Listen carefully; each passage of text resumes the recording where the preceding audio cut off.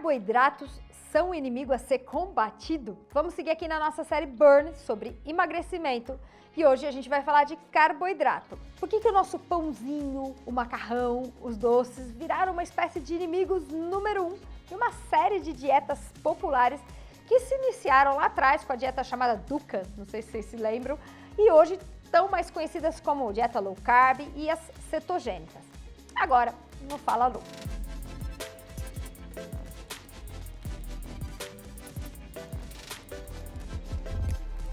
Oi, eu sou Lu Haddad, médica livre docente pela USP, e trago aqui um conteúdo sobre saúde, qualidade de vida e esporte, sempre baseado na ciência de forma descomplicada. Aproveita esse momento para se inscrever no canal, se você ainda não está inscrito, e também peço uma ajuda para vocês para mandar nossos vídeos e falar do nosso canal para as pessoas que vocês conhecem, se vocês acharem que o nosso conteúdo vale a pena ser compartilhado. Isso vai ajudar bastante a gente crescer e continuar trazendo um conteúdo de qualidade para vocês. Vamos falar então sobre dietas e diferentes tipos de dieta. Em geral, as dietas recomendam restrição de algum macronutriente, ou carboidrato ou gordura. Enquanto as dietas com baixo teor de gordura eram as mais populares no final do século passado, a restrição de carboidrato ganhou bastante popularidade nos últimos anos, com os defensores alegando que ela leva a uma diminuição da secreção de insulina, resultando numa redução da liberação de ácidos graxos para os tecidos adiposos e aumentando a oxidação, ou seja, a queima de gordura, o gasto de energia pelo nosso corpo. O autor e pesquisador Gary Taubes afirma no seu livro, um best-seller, vendeu pra caramba, Por que Engordamos?, que qualquer dieta bem-sucedida acontece porque tem restrição de carboidrato. Aqueles que perdem gordura na dieta o fazem porque estão deixando de comer carboidrato. Segundo os autores defensores da low carb, para a perda de gordura é necessário a redução dos carboidratos insuligênicos, ou seja, carboidrato que aumenta insulina. E só carboidrato aumenta insulina. Mas será? Como é que a gente prova que essa hipótese é verdadeira usando um método científico? Vamos então entrar em alguns estudos bem interessantes, muito bem feitos. E eu aconselho vocês a ficarem até o final desse vídeo, porque lá eu vou falar então qual é a mensagem, quais são os grandes pontos positivos dessas dietas, a low carb, que pode ajudar você a decidir se vale a pena e se vale testá-la do ponto de vista individual. Vamos começar com um estudo científico que foi feito comparando as duas dietas, uma cortando carboidrato e a outra cortando gordura. Esse estudo foi feito pelo NIH, que é um instituto de pesquisa americano super poderoso, foi publicado na revista Cell em 2015, revista também bem bacana.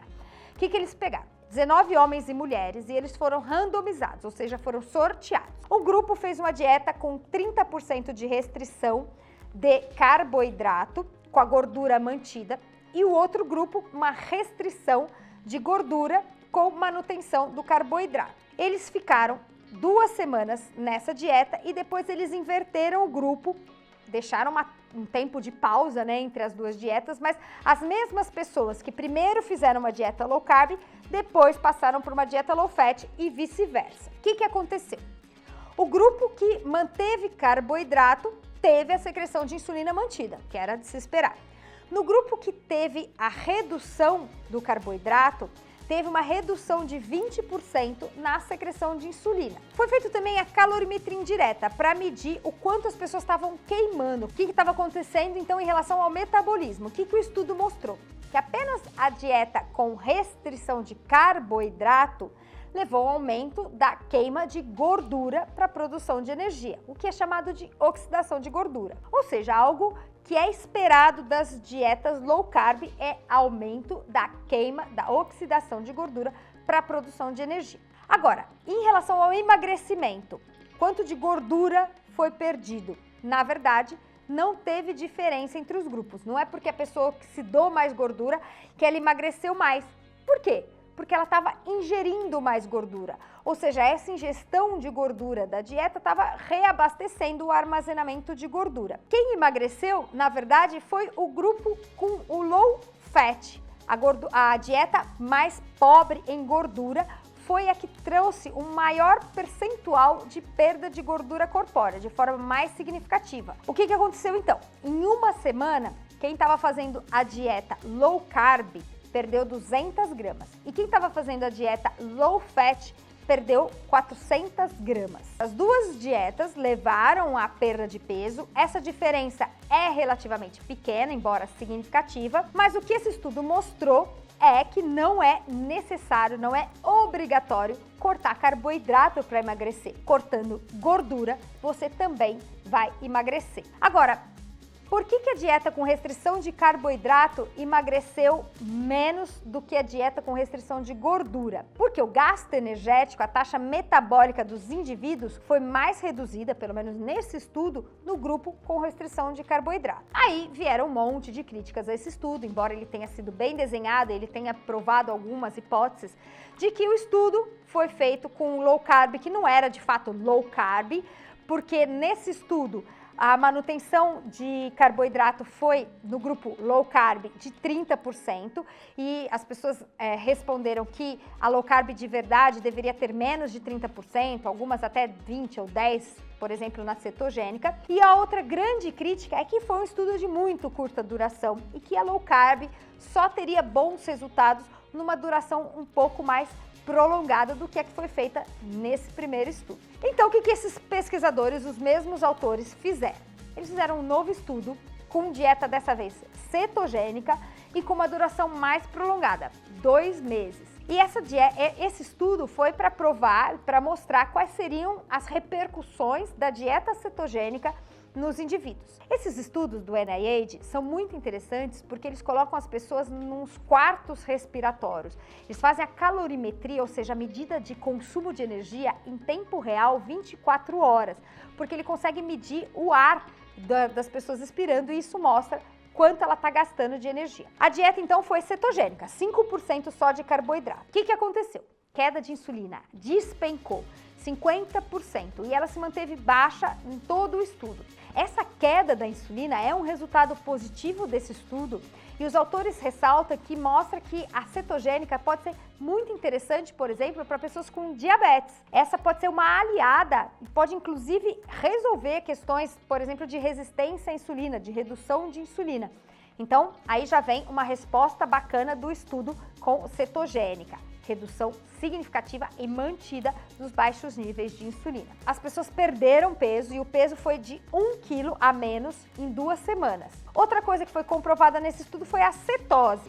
Os indivíduos entraram em cetose, o que comprova uma oxidação, uma queima de gordura para a manutenção do metabolismo. Essa taxa, ou seja, o quanto de gordura está sendo queimada por dia, também se manteve constante ao longo do tempo. Cetogênica melhora níveis de insulina e aumenta a cetose de forma consistente ao longo do tempo. Agora, quando o intuito é emagrecer, você precisa de cetose? Você precisa desse aumento de oxidação de gordura? Na verdade, não obrigatoriamente. Tem uma meta-análise, deixo para vocês aqui na descrição, que comparou dietas low fat com dietas low carb com a mesma quantidade de caloria e a mesma quantidade de proteína. Essa meta-análise incluiu 32 estudos controlados, ou seja, a alimentação das pessoas foi entregue, elas não podiam comer nada fora do estudo, ou seja, mesma quantidade de calorias e o que mudava era a quantidade de carboidrato e a quantidade de lípides nas duas dietas. E quais foram os resultados? O gasto energético e a perda de gordura foi maior nas dietas low fat, nas dietas pobres em gordura. A diferença foi muito pequena, 16 gramas por semana entre as duas dietas. Do ponto de vista prático, essa diferença é insignificante. Fazer low carb ou fazer low fat emagrecem da mesma maneira, desde que a quantidade de calorias e de proteínas sejam as mesmas. Agora, antes que os defensores da low carb venham me criticar nesse vídeo por dizer que eu não fui justa com as dietas low carb, trazendo só alguns estudos enviesados, e na verdade tem uma série muito grande de estudos sobre low carb e cetogênica atualmente, eu vou trazer alguns pontos que eu acho que são os pontos positivos e bem interessantes da low carb, para você escolher se vale a pena colocar essa dieta aí na sua vida. Eu mesmo tenho uma experiência com low carb, eu já fiz a Dukan lá atrás e eu achei que, por exemplo, foi uma dieta super efetiva para perda rápida de peso, mas ao mesmo tempo embora ela seja bem simples, eu achei que é fácil restringir, é fácil saber o que você não pode comer. Eu tenho alguma dificuldade de tirar alguns carboidratos da dieta, outros não. Por exemplo, eu tenho mais dificuldade de ficar sem o pão do que, por exemplo, sem a massa. Isso é super individual e é provável que as pessoas que consigam cozinhar e fazer receitas low carb, que hoje já existe uma série delas, tenham menos dificuldade do que alguém, por exemplo, que não cozinha, como é o meu caso. Mas ela foi de fato efetiva para uma perda rápida de peso, que era o meu desejo na época. Mas vamos falar aqui então do que eu considero os pontos objetivos mostrados pela ciência positivos da low carb. Número 1, são alguns efeitos que vão além da perda de peso, do emagrecimento geral.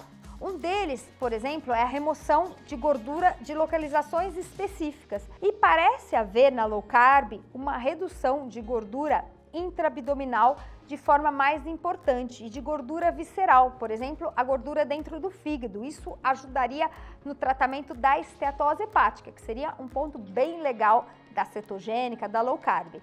Então, retirada de gordura específica de algumas localizações. Número 2, as dietas com baixo teor de carboidrato e ricas em gordura podem reduzir o apetite, promovendo um aumento de cetona. Isso também já foi demonstrado em alguns estudos, que níveis altos de cetona ajudam no controle do apetite. E a gente sabe que isso é um ponto bem positivo para ajudar a manutenção da dieta. Terceiro, e outro ponto positivo da low carb, essas dietas geralmente aumentam a ingestão de proteína. E a gente já percebeu que nenhuma dieta, independente de low carb ou low fat, pregam redução de proteína. Pelo contrário, a proteína é sempre um fator adicional para garantir saciedade e a diminuição da ingesta total de energia. E a gente tem um parceiro aqui do canal, a Probiótica, que tem uma linha completa de proteínas, diversos sabores, que pode facilitar a ingesta de proteína numa vida corrida de forma bastante prática. Número 4, a gente tem que considerar também que as dietas low carb são de fácil adesão inicial e de resultados rápidos. Elas não são muito complicadas de se entender, basta tirar tudo que tem carboidrato, que você vai ter uma perda de peso bem substancial, o que é animador no começo, quando você quer já perceber rápido um resultado. Então é uma dieta que traz um resultado rápido, até porque no começo ela tem mudanças de componente de água e outros que trazem uma resposta física bem positiva. Alguns pontos fundamentais, então, antes de escolher se essa dieta deve ou não ser a dieta que você vai escolher para a sua vida. Os estudos já mostraram que a longo prazo as dietas não diferem em relação à perda e manutenção de peso. As trajetórias são bastante semelhantes da low fat quanto da low carb. E a adesão à dieta, o declínio, o quanto você vai continuar a longo prazo ou não, também é semelhante nas diferentes dietas. Então, a razão de adoção ou não a longo prazo de uma dieta deve ser considerada do ponto de vista individual. O que é mais fácil para você? O que você acha que vai ser uma realidade mais factível? Não nas 2 primeiras semanas. Nas 2 primeiras semanas, eu acho que até é fácil fazer, fácil, não é fácil, mas é até factível você considerar ficar sem um pão, sem uma massa. Mas será que você vai conseguir, do ponto de vista social, se manter na low carb por meses? Isso faz parte da sua condição de indivíduo? É isso que você deve considerar. Será que para você é mais fácil deixar o pãozinho de lado ou fazer uma dieta mais rica em vegetais, deixando de forma geral a quantidade total bem reduzida?